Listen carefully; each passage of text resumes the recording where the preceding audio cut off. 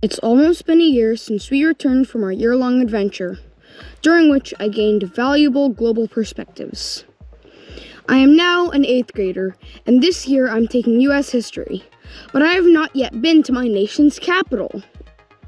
My family decided to rectify that with a spring break trip to Washington, D.C., along with hordes of other families. Spring break trips to the capital are a rite of passage for American teens. We had an ambitious goal of visiting 3 monuments, 3 branches of government, and 3 museums. And we did it! I will focus on the monuments in this episode.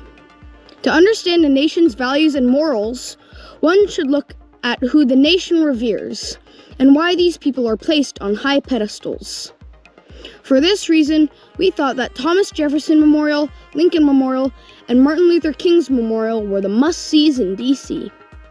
These 3 men led the country towards freedom and equality at 3 turning points in the history of America.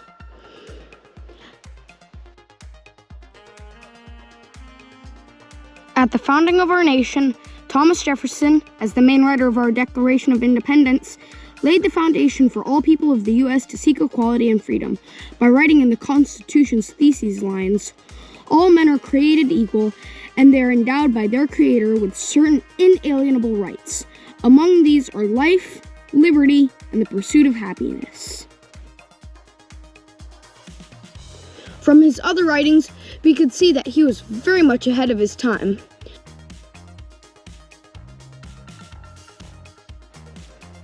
Some of the other founding colonists probably interpreted all men to be all white males, and to band together the colonists to gain independence from Britain, Jefferson had to make compromises. But Jefferson's words would inspire for centuries and lay paths for his followers to continue to fight for his belief that no matter their background or ethnicity, people should be free and equal, and the business of the state is to educate its people.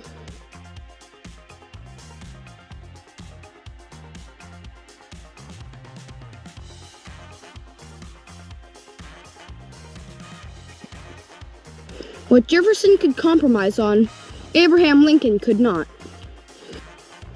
One must visit the Lincoln Memorial because he was the man who held the nation together to go down the path of freedom for all. When he was elected, the nation had been bitterly fighting over the issue of slavery, especially in newly established states.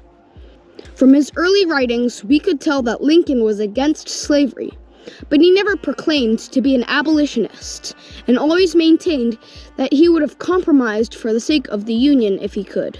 But the 7 southern states seceded, and Lincoln went to war. First in the name of keeping the Union together. Only when battles turned in his favor, which took a while, did he pivot towards abolishing slavery. In his famous document, the Emancipation Proclamation, he finally declared all persons held as slaves within any states or designated part of the state, the people whereof shall be in rebellion against the United States, shall be thenceforward, and forever free. Even though he didn't free all the slaves, the nation went down a path that would no longer tolerate slavery. Lincoln never stopped seeing the people of the southern states as anybody other than his fellow countrymen, despite the turmoil and suffering brought on by the Civil War, which surprised me. When others in his cabinet wanted to punish the southern states, Lincoln wanted to forgive and let the nation heal. His assassination ended his legacy, sadly. I wonder that if he had lived, whether the nation would have healed better or not. Lincoln might have legally freed the slaves, but he was not going to bring equality to the enslaved and their descendants. The fight for equality is still ongoing in the U.S. to this day, but the most famous leader in the civil rights movement is no doubt Martin Luther King Jr. One must visit his memorial to be inspired not only by his famous quotes engraved there, but by the monument itself. The monument was inspired by a line of Dr. King's sermon, "To hew from the mountain of despair a stone of hope." He was preaching that even when the fight seems insurmountably difficult, one should continue to seek hope, to carry on. The designer of the monument appropriately hewed a statue of Dr. King from the mountain behind him, since he embodied hope during the darkest of times of the civil rights movement.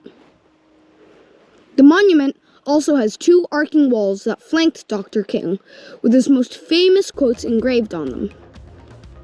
We read and pondered about each one of them. My favorite is this one. The ultimate measure of a man is not where he stands in moments of comfort and convenience, but where he stands at times of challenge and controversy. His words were so powerful and inspiring that his peaceful approach to activism was so effective that at the age of 35, he became the youngest person to win a Nobel Peace Prize at his time. His vision of freedom and equality for all continues to inspire us today. Thomas Jefferson, Lincoln, and MLK all fought for basic human rights to be free and equal, yet their legacies spanned close to 200 years. They have shown me that fighting for a cause could take generations and lifetimes. Along the road, wars might happen, atrocities could happen, and despair could happen. But, quoting Dr. King, the arc of the moral universe is long, but it bends toward justice. In my next episode, come along and visit all 3 branches of the U.S. government and see how the Americans organize their government.